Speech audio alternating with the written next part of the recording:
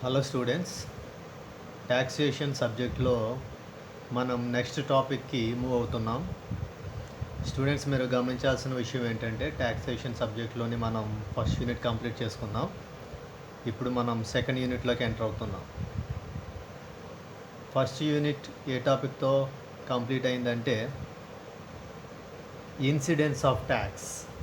Incidence of tax అంటే పన్ను విధింపు లేదా పన్ను సంభవింపు అనే టాపిక్తో ట్యాక్సేషన్లో మనకి ఫస్ట్ యూనిట్ కంప్లీట్ అయింది. నెక్స్ట్ మనం సెకండ్ యూనిట్కి మూవ్ అవుతున్నాం. సెకండ్ యూనిట్లో ఉన్నటువంటి టాపిక్స్ ఏంటంటే సెకండ్ యూనిట్లో ఉన్న టాపిక్స్ జిఎస్టీకి సంబంధించిన కాన్సెప్ట్స్. యాక్చువల్గా సెకండ్ యూనిట్ పేరు goods and services tax and fundamentals, వస్తువులు మరియు సేవల పన్ను యొక్క ప్రాథమిక అంశాలు. ఇది సెకండ్ యూనిట్ యొక్క పేరు. ఈ సెకండ్ యూనిట్లో ఉన్న టాపిక్స్లో first topic salient features of GST.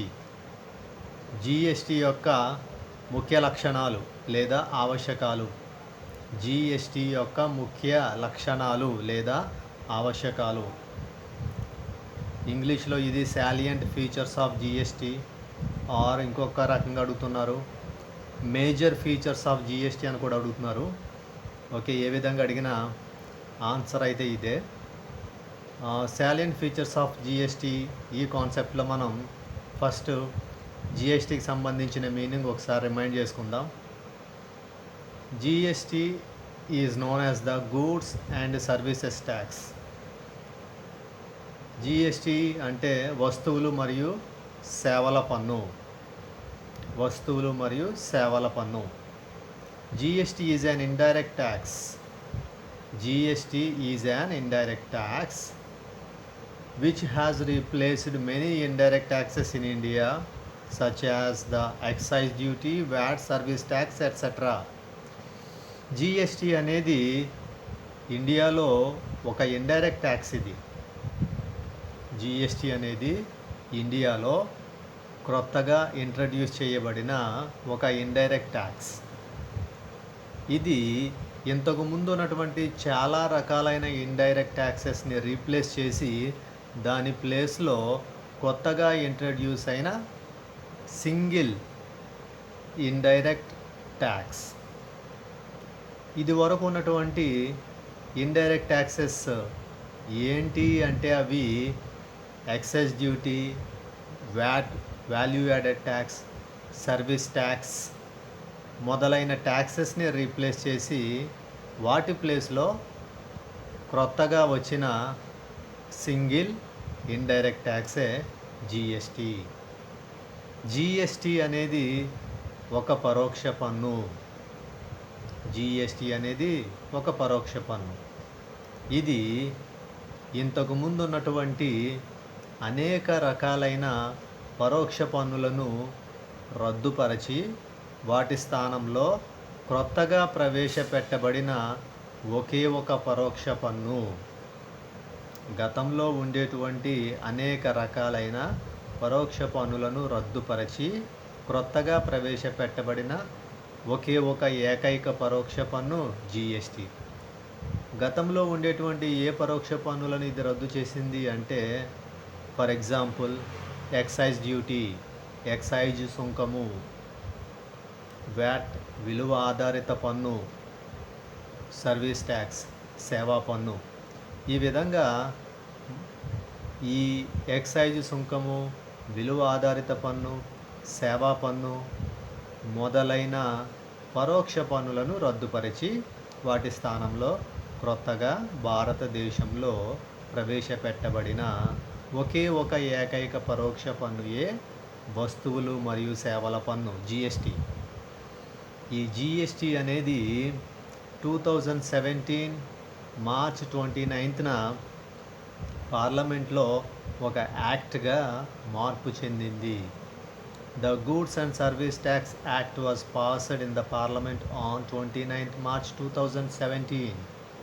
అంటే 2017 మార్చ్ 29న ఈ జిఎస్టీ భారతదేశంలో ప్రవేశపెట్టడానికి సంబంధించిన బిల్లు ఒక చట్టంగా మార్పు చెందినది. భారతదేశంలో జీఎస్టీని ప్రవేశపెట్టడానికి ఉద్దేశించిన బిల్లు 2017 మార్చి 29నే ఒక చట్టంగా మార్పు చేయబడింది. ఆ విధంగా చట్టంగా మార్పు చెందిన తరువాత ఇది 2017 జూలై 1 నుంచి భారతదేశంలో అత్యంత ప్రతిష్టాత్మకంగా అమలులోకి వచ్చినది. 2017 మార్చ్ 29న పార్లమెంట్లో జీఎస్టీకి సంబంధించిన యాక్ట్ పాస్ అయిన తర్వాత 2017 జూలై 1 నుంచి జీఎస్టీ అనే సింగిల్ ఇండైరెక్ట్ ట్యాక్స్ ఇండియాలో ఇంప్లిమెంటేషన్లోకి వచ్చింది. ఇండియాలో 2017 జూలై 1 నుంచి జీఎస్టీ అనే సింగిల్ ఇండైరెక్ట్ ట్యాక్స్ ఇంప్లిమెంటేషన్లోకి వచ్చింది. GST is levied on the supply of goods and services. GST అనేది వేటి మీద ఇంపోజ్ అవుతుంది లేదా ఛార్జ్ అవుతుంది అంటే supply of goods and services. వస్తువులు మరియు సేవల సరఫరాపై జీఎస్టీ విధించబడును. జీఎస్టీ ఏ సందర్భంలో విధించబడును అంటే వస్తువులు లేదా సేవలు లేదా వస్తువులు మరియు సేవల సరఫరాపై జీఎస్టీ విధించబడును. GST in India is a comprehensive multi stage destination based tax. ఇండియాలో జీఎస్టీ అనేది ఒక కాంప్రహెన్సివ్ ట్యాక్స్, ఒక multi stage tax and destination based tax. అంటే జీఎస్టీ అనేది భారతదేశంలో ఒక నిర్మాణాత్మకమైన బహుళ దశ గమ్యస్థాన ఆధారిత పన్ను. జీఎస్టీ ఎప్పుడు ఇంపోజ్ అవుతుంది లేదా ఛార్జ్ అవుతుంది అంటే GST is levied on every value addition. GST is levied on every value addition అంటే జీఎస్టీ ఎప్పుడు విధించబడుతుంది అంటే ఒక వస్తువు విలువకు ఎప్పుడైతే అదనపు విలువ జోడించబడుతుందో అప్పుడే జీఎస్టీ విధించబడుతుంది. ఒక ప్రోడక్ట్ వాల్యూకి ఎప్పుడైతే ఎడిషనల్ వాల్యూ యాడ్ అవుతుందో లేదా ఫర్దర్ వాల్యూ యాడ్ అవుతుందో ఆ యాడ్ అయిన ఫర్దర్ వాల్యూ మీద మాత్రమే జీఎస్టీ ఇంపోజ్ అవుతుంది లేదా ఛార్జ్ అవుతుంది. GST is a single domestic indirect tax law for the entire country. దేశం మొత్తానికంతటికీ జీఎస్టీ అనేది ఏకైక దేశీయ పరోక్ష పన్ను చట్టము. రైట్, ఇది జీఎస్టీకి సంబంధించిన ఇంట్రొడక్షన్. ఇప్పుడు సాలియంట్ ఫీచర్స్ ఆఫ్ జీఎస్టీ ఏంటో తెలుసుకుందాం. అంటే జీఎస్టీ యొక్క ముఖ్యమైన లక్షణాలు లేదా ఆవశ్యకాలు. సాలియంట్ ఫీచర్స్ ఆఫ్ జీఎస్టీలో first point levy of tax. Levy of tax, దీని తెలుగులో పన్ను విధింపు అంటారు. ఓకే, లెవీ ఆఫ్ ట్యాక్స్ అంటే జీఎస్టీ అనేది ఎప్పుడు ఛార్జ్ అవుతుంది అనే దానికి సంబంధించిందే ఈ పాయింట్. జీఎస్టీ అనేది ఎప్పుడు ఛార్జ్ అవుతుంది అంటే ఎప్పుడైతే గూడ్స్ కానీ సర్వీసెస్ కానీ సప్లై జరుగుతుందో అప్పుడే జీఎస్టీ అనేది ఛార్జ్ అవుతుంది. GST is levied on supply of goods and services. Goods లేదా సర్వీసెస్ ఎప్పుడైతే సప్లై జరుగుతుందో ఆ ట్రాన్సాక్షన్స్ మీద జీఎస్టీ అనేది ఛార్జ్ అవుతుంది. జీఎస్టీ ఏ విధంగా ఛార్జ్ అవుతుంది అంటే 2 ఫామ్స్లో ఛార్జ్ అవుతుంది, 2 రూపాలలో విధించబడుతుంది. ఒకటేమో ఎస్జిఎస్టీ అంటే స్టేట్ జీఎస్టీ, ఇంకొకటేమో సిజిఎస్టీ అంటే సెంట్రల్ జీఎస్టీ. ఈ విధంగా జీఎస్టీ అనేది విధించబడుతుంది. జీఎస్టీ ఎప్పుడు విధించబడుతుంది? GST is levied on supply of goods and services, వస్తువులు లేదా సేవల సరఫరా జరిగినప్పుడు జిఎస్టీ విధించబడుతుంది. జిఎస్టీ 2 రూపాలలో విధించబడుతుంది. ఎస్జిఎస్టీ అంటే స్టేట్ జిఎస్టీ, రాష్ట్ర జిఎస్టీ. సిజిఎస్టీ సెంట్రల్ జిఎస్టీ అంటే కేంద్ర జిఎస్టీ. ఈ విధంగా జిఎస్టీ విధించబడును. Next point, utilisation of levy అంటే పన్ను విధింపు యొక్క వినియోగం. పన్ను విధింపు యొక్క వినియోగం. జిఎస్టీ ఏ విధంగా విధించబడుతుందని ఫస్ట్ పాయింట్లో నేర్చుకున్నాం. జిఎస్టీ అనేది 2 రూపాలలో విధించబడుతుంది. SGST, CGST.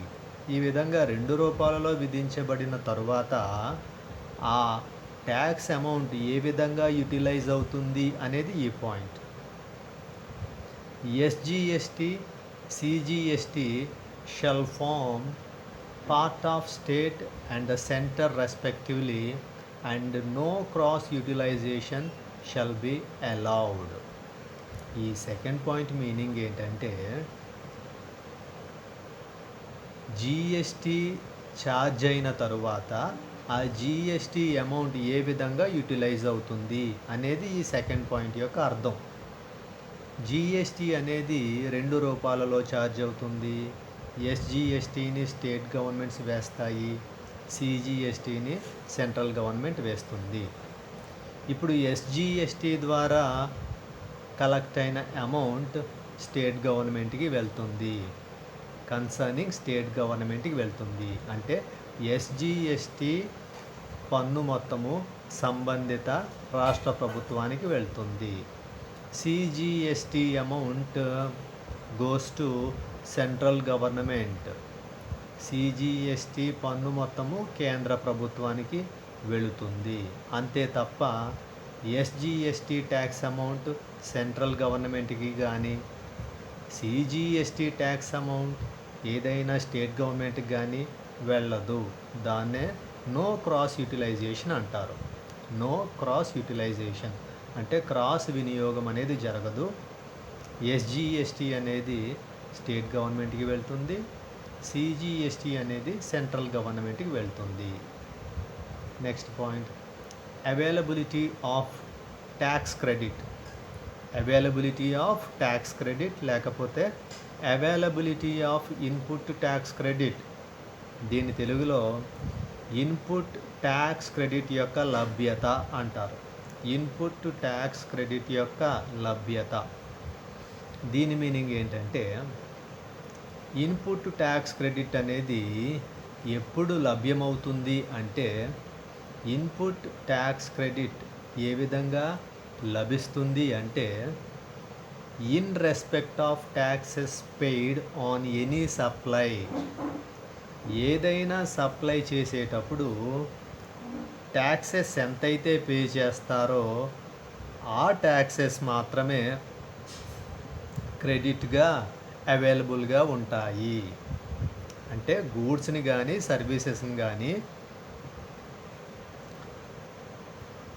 ఆఫర్ చేసేటప్పుడు ఏ ట్యాక్సెస్ అయితే పే చేస్తారో వాటిని ట్యాక్స్ క్రెడిట్గా అవైలబుల్గా ఇస్తారు. అంటే వస్తు సేవల్ని అందించేటప్పుడు ఆ సందర్భంలో ఎంతైతే ట్యాక్స్ ఆల్రెడీ పే చేస్తారో ఆ పే చేసిన ట్యాక్స్ని తరువాత సమయంలో క్రెడిట్గా అందుబాటులో ఉంచుతారు. దీన్నే ఇన్పుట్ ట్యాక్స్ క్రెడిట్ యొక్క లభ్యత లేదా ఇన్పుట్ ట్యాక్స్ క్రెడిట్ యొక్క అందుబాటు అంటారు. అంటే ఇన్పుట్ ట్యాక్స్ క్రెడిట్ ఎప్పుడు అవైలబుల్గా వస్తుంది? ఇన్పుట్ ట్యాక్స్ క్రెడిట్ అవైలబిలిటీ కావాలి అంటే ఆల్రెడీ ట్యాక్స్ పే చేసి ఉండాలి. ఆల్రెడీ సప్లయర్స్ ఎప్పుడైతే ట్యాక్స్ పే చేసి ఉంటారో ఆ సప్లయర్స్ తరువాతి ట్రాన్సాక్షన్ చేస్తున్నప్పుడు ఈ పే చేసిన ట్యాక్స్ని తరువాత ట్రాన్సాక్షన్ చేసేటప్పుడు అవైలబుల్గా ఇస్తారు. దాన్నే ఇన్పుట్ ట్యాక్స్ క్రెడిట్ అవైలబిలిటీ అంటారు.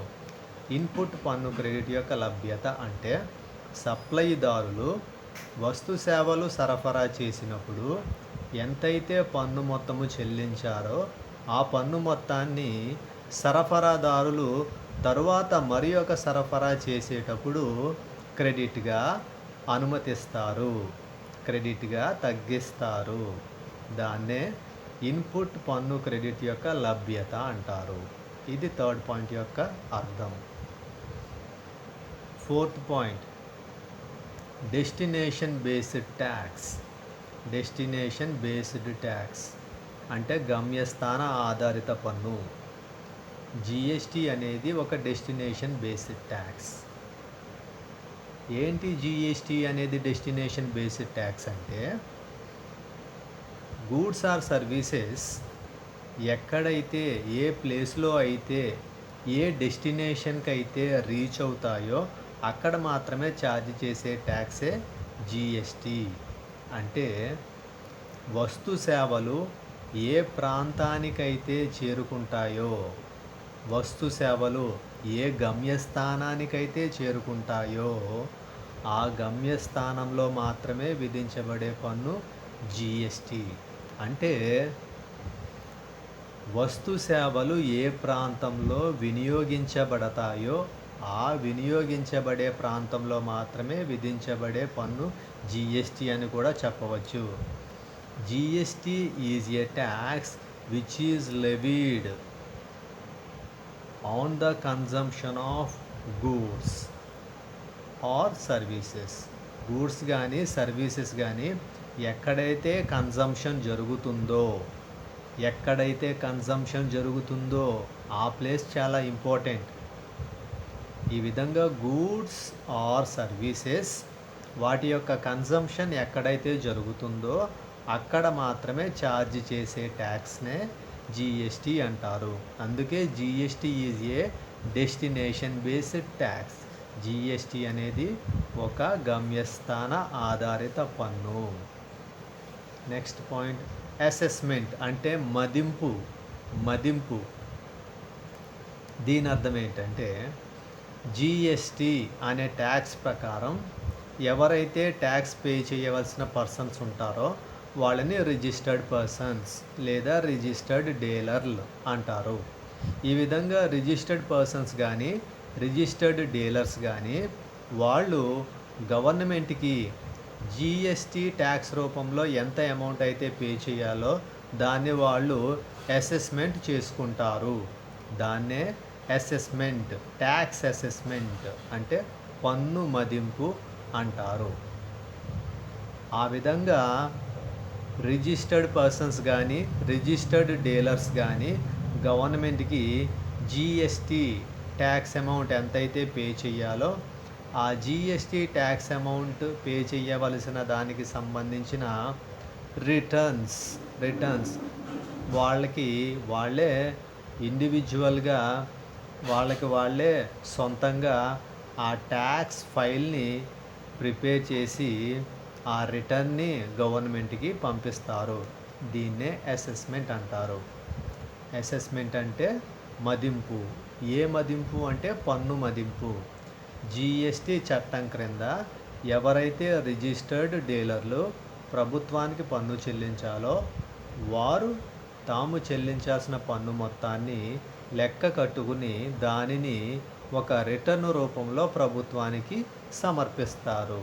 దాన్నే మదింపు, పన్ను మదింపు అంటారు. అంటే tax assessment. Next point, threshold limit. Threshold limit అంటే మినహాయింపు పరిమితి.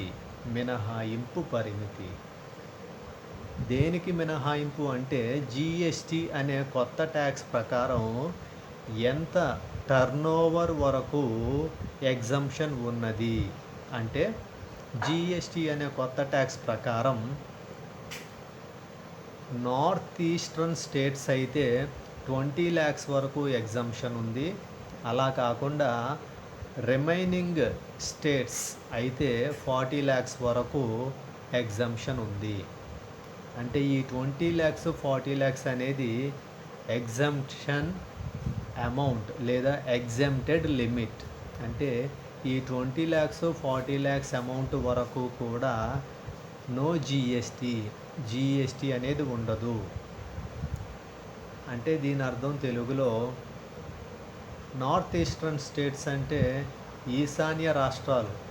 ఈశాన్య రాష్ట్రాల్లో ఉండే వ్యాపారస్తులు కానీ వ్యాపార సంస్థలు కానీ వాటి యొక్క ఒక ఫైనాన్షియల్ ఇయర్లోని turnover 20 lakhs or less than 20 lakhs అయితే వాళ్ళు జిఎస్టి పన్ను పరిధిలోకి రారు. వాళ్ళకి జిఎస్టి పన్ను ఉండదు. ఎవరికి అంటే స్పెషల్ కేటగిరీ స్టేట్స్ కొన్ని ఉన్నాయి. వాటితో పాటు నార్త్ ఈస్టర్న్ స్టేట్స్ అంటే ప్రత్యేక హోదా గల రాష్ట్రాలు మరియు భారతదేశంలోని ఈశాన్య రాష్ట్రాలు. ఆ రాష్ట్రాల్లోని వ్యాపారస్తులు వ్యాపార సంస్థల యొక్క వార్షిక టర్నోవర్ 20 లక్షలు అంతకంటే తక్కువ ఉంటే 20 లక్షల కంటే తక్కువ ఉంటే వాళ్ళు జిఎస్టి పరిధిలోకి రారు. మరి special status states north eastern states కాకుండా ఇక భారతదేశంలో మిగిలిన ఇతర రాష్ట్రాలు అయితే వాటికి థ్రెషోల్డ్ లిమిట్ ఎంతంటే 40 lakhs రూపీస్. అంటే ప్రత్యేక హోదా గల రాష్ట్రాలు మరియు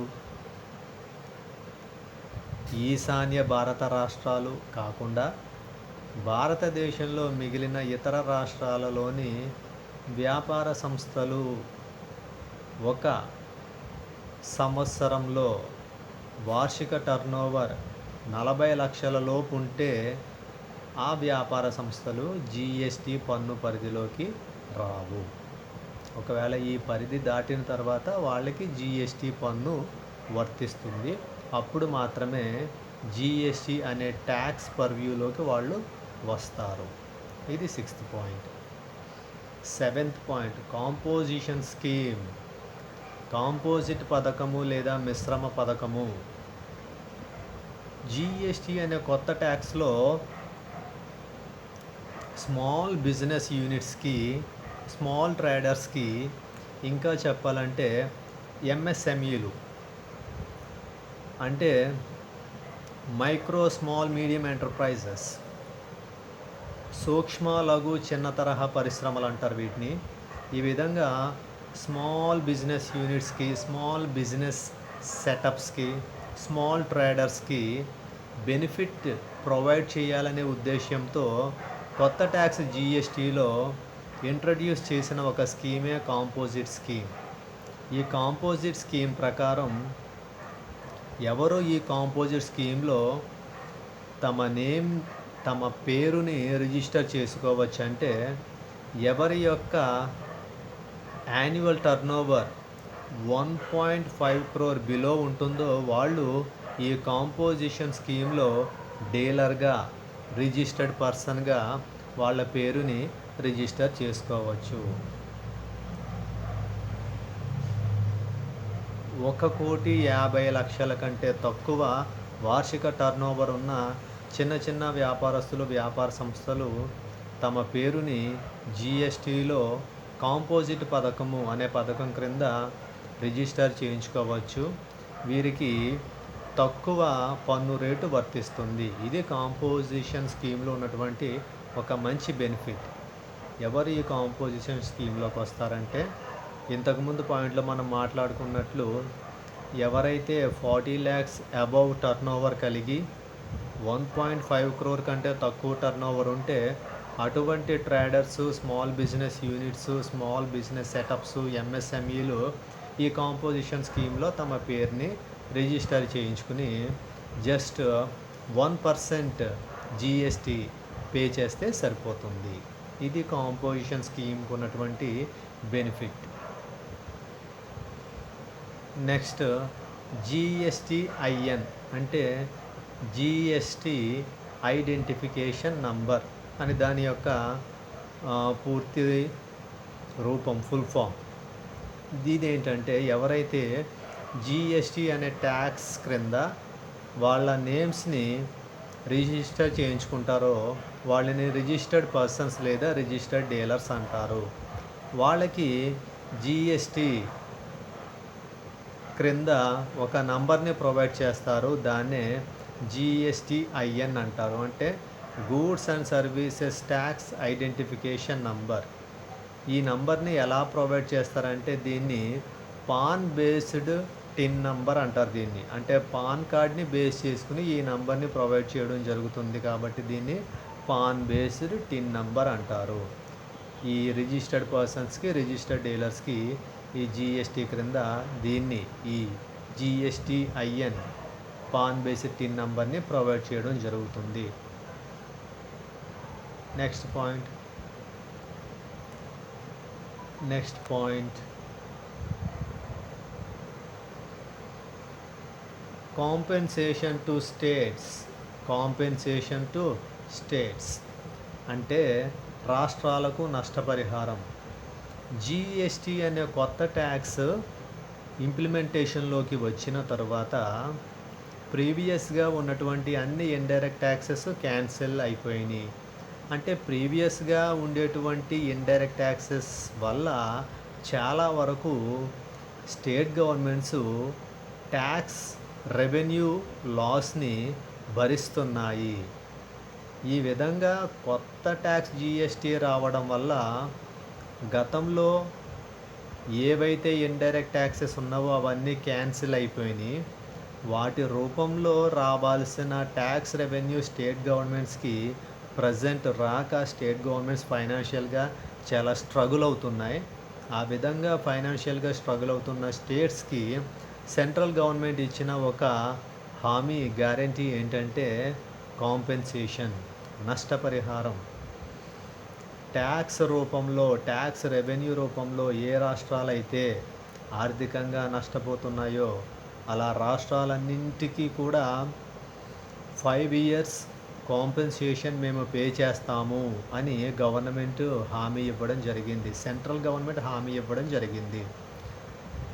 కొత్త జిఎస్టీ అనే పన్ను అమల్లోకి రావడం వల్ల ఏ రాష్ట్రాలైతే పన్ను రూపంలో రాబడిని నష్టపోతున్నాయో అటువంటి రాష్ట్రాలకు నష్టపరిహారం 5 సంవత్సరాల పాటు అందిస్తామని కేంద్ర ప్రభుత్వం రాష్ట్రాలకు హామీ ఇవ్వడం జరిగింది. ఇది 9th point. Next 10th point the GST council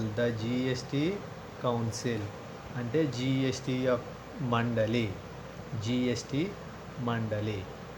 ఈ జిఎస్టీ కౌన్సిల్ అనేది జిఎస్టీకి సంబంధించిన ఏమైనా మోడిఫికేషన్స్, చేంజెస్ చేయాలన్నా, జిఎస్టీలో కొత్తగా ఏమైనా ఐటమ్స్ని ఇంక్లూడ్ చేయాలన్నా, జిఎస్టీ నుంచి ఏమైనా ఐటమ్స్ని ఎక్స్క్లూడ్ చేయాలన్నా, జిఎస్టీకి సంబంధించిన రేట్స్లో ఏమన్నా చేంజెస్ తీసుకురావాలన్నా, ఇలాంటి వాటన్నిటికీ సంబంధించిన చాలా ఇంపార్టెంట్ డెసిషన్స్ అన్నీ తీసుకునే ఒక గవర్నింగ్ బాడీయే ఈ జిఎస్టీ కౌన్సిల్. అంటే జిఎస్టీకి సంబంధించి పన్నుల్లో మార్పులు చేయాలన్నా, పన్ను రేట్లు మార్చాలన్నా, జిఎస్టీ పరిధిలోకి కొత్తగా ఏదైనా అంశాలను తీసుకురావాలన్నా, జిఎస్టీ పరిధి నుంచి ఏవైనా అంశాలను మినహాయించాలన్నా వీటన్నిటికీ సంబంధించిన నిర్ణయాధికారం జిఎస్టీ కౌన్సిల్కే ఉంటుంది. దీనిలో సెంట్రల్ ఫినాన్స్ మినిస్టర్ అంటే కేంద్ర ఆర్థిక మంత్రితో పాటు finance ministers of all the states అన్ని రాష్ట్రాల ఆర్థిక మంత్రులు కూడా దీనిలో సభ్యులుగా ఉంటారు. వీళ్ళందరి సమిష్టి నిర్ణయాలతో జిఎస్టీ కౌన్సిల్ దేశానికి ప్రయోజనకరంగా ఉండే విధంగా జిఎస్టీకి సంబంధించి ముఖ్యమైన నిర్ణయాలు తీసుకుంటూ ఉంటుంది. ఇది జిఎస్టీ మీనింగ్ మరియు జిఎస్టీకి సంబంధించిన ముఖ్యమైన లక్షణాలు. అంటే వస్తు సేవల పన్ను అనే దానికి సంబంధించిన అర్థం మరియు వస్తు సేవల పన్నులో ఉన్నటువంటి ముఖ్యమైన లక్షణాలు లేదా ఆవశ్యకాలు. ఎలాంటి సాలియన్ ఫీచర్స్ లేదా మేజర్ ఫీచర్స్ మనం డిస్కస్ చేసామని ఒక్కసారి బ్రీఫ్గా రిమైండ్ చేసుకుంటే, లాస్ట్ పాయింట్ ఏమో మనకి జిఎస్టీ కౌన్సిల్ గురించి మనం తెలుసుకున్నాం. 9th పాయింట్ ఏమో కాంపెన్సేషన్ అంటే సెంట్రల్ గవర్నమెంట్ 5 years పాటు కాంపెన్సేషన్ స్టేట్ గవర్నమెంట్స్కి ఇస్తుంది. ఆ తర్వాత జీఎస్టీఐఎన్, జీఎస్టీ రిజిస్టర్డ్ పర్సన్స్కి, రిజిస్టర్డ్ డీలర్స్కి పాన్ బేస్డ్ టిన్ నెంబర్ అనేది ప్రొవైడ్ చేయడం జరుగుతుంది. Seventh point composition scheme. ఇది జీఎస్టీ అనే కొత్త ట్యాక్స్లో ప్రొవైడ్ చేసిన ఒక మంచి బెనిఫిట్ ఇది. నెక్స్ట్ థ్రెషోల్డ్ లిమిట్, అంటే జీఎస్టీ అనే ట్యాక్స్ పరిధిలోకి ఎవరు రారు, జీఎస్టీకి సంబంధించిన మినహాయింపు పరిమితి ఎంత ఉంది, నార్త్ ఈస్టర్న్ స్టేట్స్కి ఏ విధంగా ఉంది, అవి కాకుండా మిగిలిన స్టేట్స్కి ఏ విధంగా ఉంది అనేది ఈ పాయింట్లో నేర్చుకున్నాం. అసెస్మెంట్, అంటే పన్ను మదింపు ఎలా జరుగుతుంది అనేది ఈ పాయింట్లో నేర్చుకున్నాం. నెక్స్ట్ జీఎస్టీ అనేది డెస్టినేషన్ బేస్డ్ ట్యాక్స్. జీఎస్టీ అనేది ఒక గమ్యస్థాన ఆధారిత పన్ను అని తెలుసుకోవడం జరిగింది. అవైలబిలిటీ ఆఫ్ ట్యాక్స్ క్రెడిట్, అంటే ఇన్పుట్ ట్యాక్స్ క్రెడిట్ని ఎప్పుడు అందుబాటులో ఉంచుతారు అనేది ఈ పాయింట్లో డిస్కస్ చేసాం. యూటిలైజేషన్ ఆఫ్ లెవీ, అంటే జీఎస్టీ అనే పన్ను విధించడం ద్వారా వచ్చిన ట్యాక్స్ అమౌంట్ని ఎవరు యూటిలైజ్ చేసుకుంటారు. ఎస్జిఎస్టీ అమౌంట్ని స్టేట్ గవర్నమెంట్ యూటిలైజ్ చేస్తుంది, సిజిఎస్టీ అమౌంట్ని సెంట్రల్ గవర్నమెంట్ యూటిలైజ్ చేసుకుంటుంది. లెవీ ఆఫ్ ట్యాక్స్, పన్ను విధింపు. పన్ను విధింపు ఎలా ఉంటుంది? జీఎస్టీ క్రింద పన్ను విధింపు 2 రూపాల్లో ఉంటుంది, ఎస్జిఎస్టీ, సిజిఎస్టీ. ఎస్జిఎస్టీని స్టేట్ గవర్నమెంట్ వేస్తుంది, సిజిఎస్టీని సెంట్రల్ గవర్నమెంట్ వేస్తుంది. ఈ విధంగా 2 రూపాయలు